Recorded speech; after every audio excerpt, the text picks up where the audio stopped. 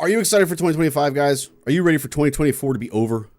I know I am. I am ready for the new year, guys, and I'm super stoked for the content that we might be seeing coming out here in SWGOH in 2025. With that being said, we're going to be doing a little speculation here today, guys. We're going to be doing the top 10 predictions for things that are going to happen in Star Wars Galaxy of Heroes in the year 2025. With that being said, everybody, let's get into it.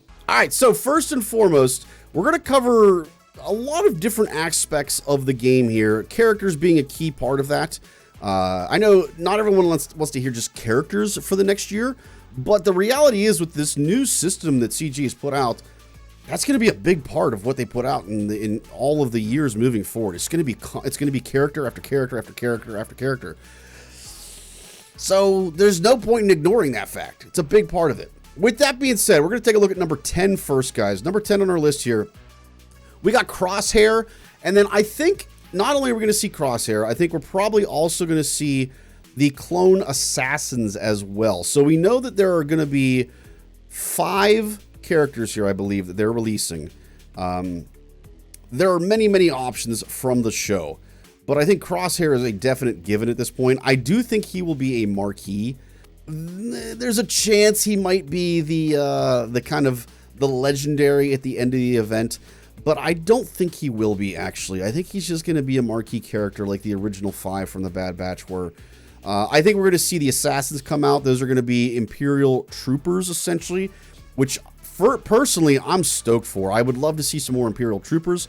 I'd love to have 3 full Imperial trooper teams in the game, and I see them working very well in that light. The only thing that worries me is technically they're clone assassins, and I worry that they may not be an Imperial Trooper. They may not have that Imperial Trooper tag. If they don't, I think that would be kind of crazy. I think that'd be a missed opportunity on CG's part. But I think there's a lot of cool things that could come from those characters. And to be honest with you, you could almost have an entire team of them. I don't think that's going to happen, but I wouldn't be surprised if there are multiples of them, guys. There might be like 2, maybe even 3 of them, because we kind of saw different versions of them. It'd be really neat to see almost an antithesis of the Bad Batch in assassin form. That would be kind of neat as well. But either way, I think those are going to be kind of your core components of the cavalry aspect of this. With that being said, there's another big one I think is almost confirmed without a doubt. There's no way they don't bring this character in, and that is Bounty Hunter Asajj. So, like I said, it's possible that the Legendary is going to be Crosshair for this. I actually think Bounty Hunter Asajj is going to be... I think more people are excited for Bounty Hunter Asajj than they are Crosshair. And I have a feeling she is going to be the one, especially because of how incredibly powerful she was in the show. I could see her being the Legendary that you unlock by having different clone characters throughout the era, so to speak. I don't know. I'll be intrigued to see how that works out, guys. The other reason I think that Bounty Hunter Asajj is going to be the Legendary and not the clones / other maybe mercenary type characters in the game is because I think that the next raid, I almost hate to say this because I have Ahsoka. I have the Spectre. I went for them. I didn't go for Baylan. But I hate to say it, guys. I think the next raid is going to be a mercenary raid. I really do. The number of mercenaries that are in the game at this point is really substantial. And unfortunately, just from a monetary standpoint, Calvin Awesome talked about this in one of his videos, and it makes sense to me, guys. There is just not as much monetary value in CG doing a Peridia raid at this point. Everyone that is going to spend money on that has spent money on that. Versus the new stuff that's coming out, the new things that people are going to have to buy the episode passes for, is all of this new Bad Batch content, which a lot of it is mercenaries, and I wouldn't be surprised to see them have a mercenary tag. And as a result, it sounds a lot like there's going to be a mercenary raid, guys. Just as a quick little show for you guys here, so you can see there are lots of mercenaries here. I've got Shin and Merrick there at the top, everybody. But this is without any kind of Bad Batch added to the list. Imagine if they made the original Bad Batch team have a mercenary tag as well, plus all the new characters that are coming out have a mercenary tag. This gives you a ton of teams, guys. Plus, here's the other factor. A lot of these characters, including the Bad Batch, if they get a mercenary tag, are at Relic 5. Not a lot of them at Relic 7 or higher. And as we know, they love to make the relics all about the important part of the raids, guys. This is a lot of incentive to make people really bring up a lot of characters to high level of relics, but it's still kind of attainable for a lot of people. I don't want this to be a thing, but unfortunately, I think it's going to be a thing, guys. I don't think it's going to be a pretty raid. I really do think it's going to be a mercenary raid, unfortunately. But, hey, what are you going to do? Got to roll with the punches, guys. All right, next up. So after kind of that phase, this next era that we've got coming to the game, I actually think the next era we're going to see is going to involve a lot of Andor content. So Andor Season 2 comes out in April, and as we can figure out, the next era, the Cavalry era, is going to end at the end of March. What's the month that comes after March, guys? April.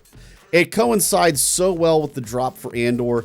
I can easily see a lot of Andor Empire characters coming to the game to kind of, again, bolster some more of the Empire faction. We talked about how the assassins could be considered Imperial troopers.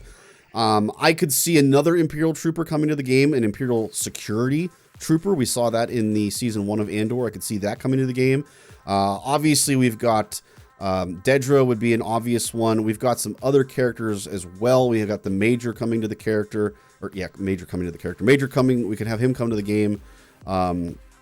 We also could have, it's not Sly. I'm totally blanking on the guy's name.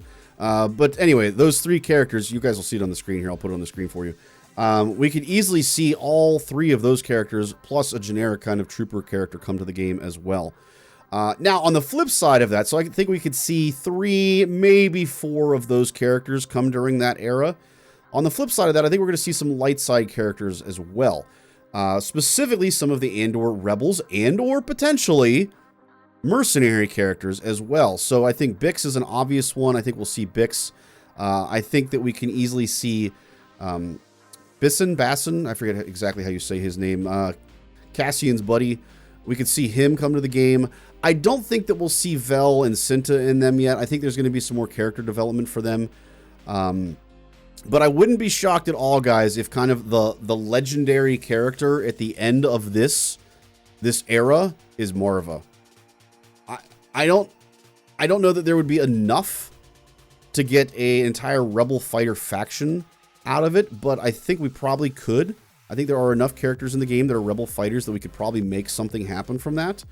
I could see Marva being like a Luthen character, where you plug her with a Rebel fighter team, like Saw, for instance, and suddenly, man, that team could just really hit hard. I could see it requiring, her requiring either 2 or 3 of the Andor Rebel characters or 3 or 4 of the Andor Empire. I would lean more towards seeing 4 Empire characters and 2 Rebel characters if you're doing all 6. But again, I think either way, you're going to see a lot of Andor content, guys, coming out towards April and in that second quarter, if you will, of the year. Now, the third quarter. The third quarter, this would get close to the end of the raid. I don't think we'd quite be at the end of the raid just yet, but we'd be getting close, and it'd be getting close to the time to announce what the next raid might be or what some of the requirements are. Usually in that time frame, before they do that, it's kind of a dead period in the game, and they can kind of go and do other things or revisit things. What have we not revisited in a long time, guys? That is Fleet. Fleet is due. I can easily see this lasting until June for them to touch on fleets again. But I think we have the makings of a Rebel, I don't want to say a Rebel rework, but a Rebel revival. And it all is connected to Andor, guys. This is why I think Andor is so important in April, May, and into June. Because I think Red 5 is going to come to the game, and I think Red 5's requirements are heavily going to be Andor-driven characters. I think Red 5 is going to be our first Galactic Legend ship, okay? I don't necessarily see a new fleet ship. I see a Galactic Legend ship coming out, and a lot of those requirements being Andor characters at high relics, plus some of the other old school, you know, Rebel characters that are out there as well. And I could see them easily requiring some of the Andor Empire characters as well with this, guys. Then, on top of that, something I think that needs to come to the game. So this is, now we're getting more into the things we need to see as opposed to things that I think we'll see. I think we're going to see a TW rework in this upcoming year, guys. In terms of a priority list for them for PvP content, I should say, TW is a bigger issue. GAC, yes, it gets stale at times, but Datacrons can kind of mix that up a little bit. People hate territory wars, guys. They hate it. And CG knows it. And there's a total lack of engagement in that. And they can see that too. They can see that they only, you know, guilds are only getting 40, maybe 35 people out of 50 signing up for TW. That's not good. That's a lack of engagement. And they don't like that. So don't be surprised, guys, if we do finally see a TW rework where I think they try to minimize the amount of time that you have to be on call, so to speak, to do your TW. I can see a massive, massive rework coming for that game mode in particular. I think I can see a lot of zone-specific requirements where they can kind of require... Here's where I'm going. I almost don't want to say this because this is what CG will probably do. You can have different zones only have certain characters. So, for instance, in Zone 1, you can only have Andor characters. Kind of like the raid. I can see something like that happening, and that's a way for them to then monetize TW further than they already have. I know it's a terrible idea, guys. I'm sorry I put it out there. I'm sorry, but I could easily see them doing something like this with TW. It provides some variety in what teams go where because of the different faction requirements for different zones. I can just see it happening, guys. I really can. And by the way, I also think that they're gonna eliminate the whole waiting for a zone to be cleared before you can attack. I think they're gonna show you all the zones and you can kind of pick and choose what you attack. So that way people can go in if they've got an hour, they can go in and do all their attacks in that hour. I think they're going to eliminate the whole waiting over a 24-hour period of time to do stuff. Like I said, to minimize time in game and the sweatiness of it, if you will. But at the same time, they don't do it without making it worthwhile monetary-wise. And I think they're going to make it monetized, guys. All right, so TW rework on the horizon as well, guys. Next up, another important UI update. They've heard us yelling and screaming about this. There's no way that they don't at least touch this up a little bit, and that is the Datacron UI updates in particular. They're gonna address this, guys. Whether that happens in the early part of 2025, the middle, the end, God help us if it's the end of 2025.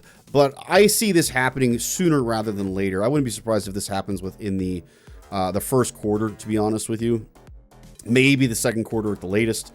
But this is something I do think that they will adjust. They will touch this up. That's kind of their moneymaker right now in how the meta is defined. They're not going to ignore that completely. I know that will not make them a lot of money, but that's something they're not going to let just kind of sit, and people are going to be frustrated with that for the entirety of the year. They will address that, in my opinion, without a doubt. All right. The last two things, this leads us kind of into what our thumbnail was here, guys.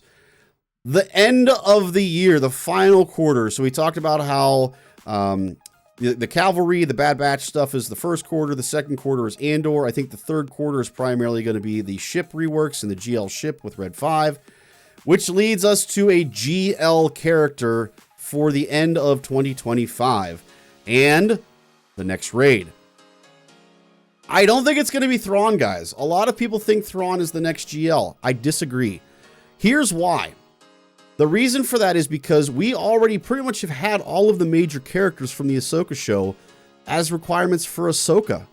There aren't a lot of characters that we can make as requirements for Thrawn. I actually think they're going to wait until after Season 2 has dropped and they have some time for that to sit before they go in and revisit Thrawn. I know that everyone's like, but they said in the thing it was Thrawn was coming, blah, blah, blah, blah, blah. No, guys, he may be coming, but that doesn't mean he's coming this year. I think he's a long ways away. I think they're going to wait until Season 2 comes out. They're going to give it a year after Season 2 comes out. Then they will revisit Thrawn and making him a GL. And as a result of that, a raid. Possibly. Now, if we don't have Thrawn, guys, who is the next GL? I think they're going to revisit the Old Republic, guys. I think they're going to go back. They're going to revisit the Old Republic. It's something that people have been crying for. I don't think they're going to do Darth Revan. I don't think they're going to do that. But I do see them bringing in something to revitalize the Old Republic, specifically the Old Republic Jedi in particular. With a lot of the Jedi that we've had brought to the game, we really don't need the Old Republic Jedi with JML, especially with Luke being there and with Cal Kestis and things like that. We really don't need Jedi Knight Revan that badly in that team. Yes, we do use him. We do need him, but that's just because he's the best character for that team with what we got left over. But he is very outdated. And imagine if they bring in Satele Shan as a GL, guys, to boost all of those Old Republic Jedi and to make that a really, really fully functional, brand new, updated team that could do some absolutely amazing things in the game. I could see this happening very easily in the fourth quarter, and people would go nuts over this. People would absolutely want it. They'd pursue her pretty hard, especially because I think they would tie this into a raid as well. Ahsoka is a character everyone's going to go for, regardless of a raid. Satele Shan, being an Old Republic character, a lot of the diehards are going to go for, but the newer players, maybe that aren't into Old Republic like I am, are not going to necessarily be super thrilled for her. But if you tie the raid into her as well, a lot more people are going to be investing in her and going for her.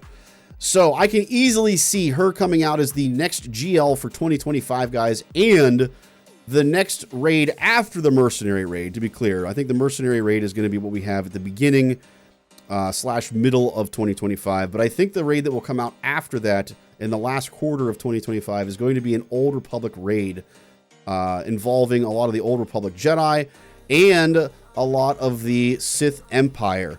Where I see this going, guys, is this is like Sith Empire versus Old Republic Jedi, and it basically is you trying to take down Malgus. Kind of replicating that Satele Shan versus Malgus battle that we have. I can easily see it being something like that, where you're trying to take on Malgus plus a couple of other Sith Empire characters, that kind of thing. But I can see them allowing Sith Empire as well as Old Republic in this scenario. Maybe they just make it all Jedi. I don't know. But that is my top 10 predictions, guys, for 2025 in terms of characters, in terms of game modes, and in terms of just general updates that we're going to see moving forward. Let me know in the comments down below, guys, how crazy do you think I was in this? Do you think I was on point with a lot of these things? Do you think I was way off base on a lot of these things? What are some of the things that you think are going to come to the game instead? I'm really intrigued to hear what you guys have to say on this and your thoughts on that. Last but not least, guys, thank you very much to all of our patrons, guys. We could not do this without all of our patron support that we have. If you guys are not a patron, but you still want to support the channel, one of the easiest free ways to do that, guys, is to like and subscribe, turn on notifications, all of that jazz. I greatly appreciate it. There's lots of free ways to support the community and the channel here, guys. But if you are one of our patrons, guys, thank you so much. Couldn't do it without you. With that being said, guys, we're going to call it a day there, and I will catch you next time, everybody. Bye.